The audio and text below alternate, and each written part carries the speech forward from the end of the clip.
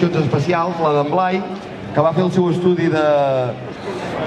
el seu treball de recerca de final de batxiller, fent una comptabilització de totes les campanes del Gironès, i ens explicarà el què d'aquesta campana, i després en Roger, que ens ve de l'Escola de Música, que ens farà els tocs de campana del moment. Aquí us els deixo.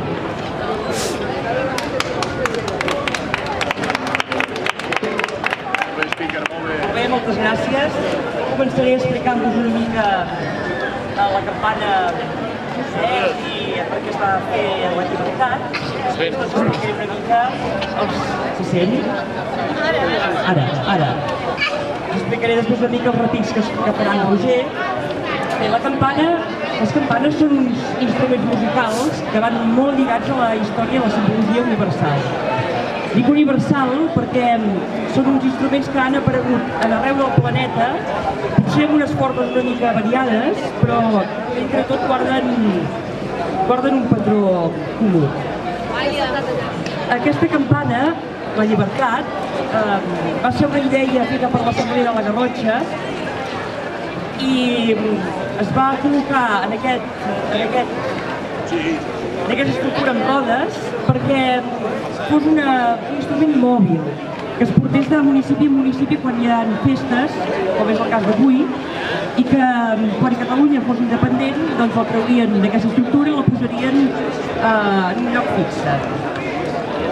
En la seva epigrafia porta el meu nom és Llibertat i vaig néixer a la Garrotxa el dia 5 d'octubre del 2013, que va ser la data de la inauguració, que també es van fer aquests repics juntament amb la participació d'altres campanars de la ciutat d'Olot. En el seu jou, que podeu veure tots aquests noms, aquí només hi ha la meitat, l'altra meitat són a darrere, són els noms dels patrocinadors que van pagar la campana. I bé, doncs ara ja us deixaré amb en Roger, Sí, us aniré explicant els tocs que n'hi ha interpretant. El primer és el toc de sometent, que és un toc de crida a la població i d'alerta de quan hi havia perills, i és un toc més aviat lent, però molt contundent, que va d'un pianíssim, que significa musicalment molt fluix, perquè al principi només ho sent la gent del poble, i va cada cop crescendo fins a un fortíssim que acaba sentint tothom. Endavant, Roger.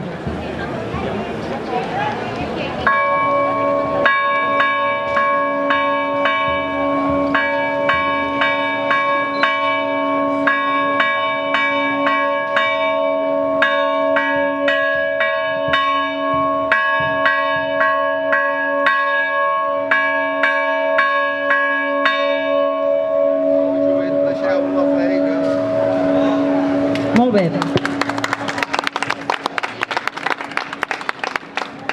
El següent és el repic, que és un toc ràpid i alegre, que s'utilitza quan hi ha batejos o casaments o festes alegres.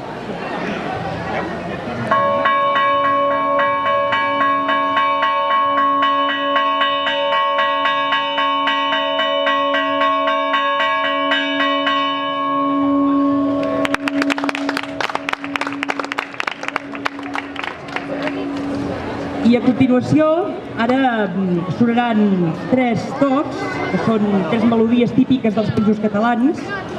El contrapàs, que és original dels Pirineus. La jota, que és original de les Terres de l'Ebre. I pel mig hi haurà la sardana, que és la melodia per excel·lència catalana. Endavant.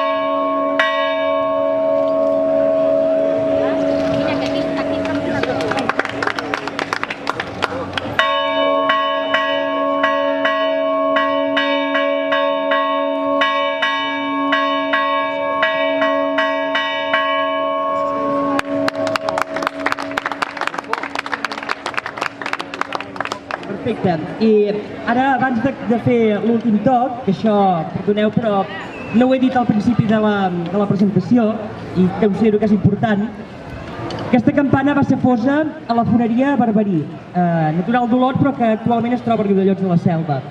És una foneria que ha fos moltes i moltes campanes, sobretot a mitjans del segle XX, quan després de la Guerra Civil Espanyola es van destruir la majoria de campanes, doncs per tornar a repoblar, a emplenar els campanars. L'últim repic és una variació dels segadors, l'himne de Catalunya, i l'últim que es farà és el toc de Bon cop de fals, tornada també de l'himne dels segadors. Davant.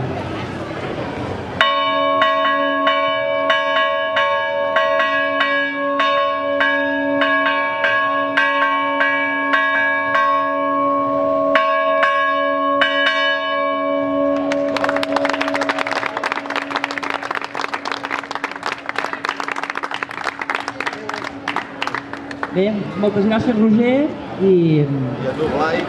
gràcies. Vols dir alguna cosa més? Bueno, fins aquí, ja heu sentit els tocs de campana, les explicacions. Més que us puguin explicar ells dos, ja no puc fer-ho. Moltes gràcies per venir. Visca la terra!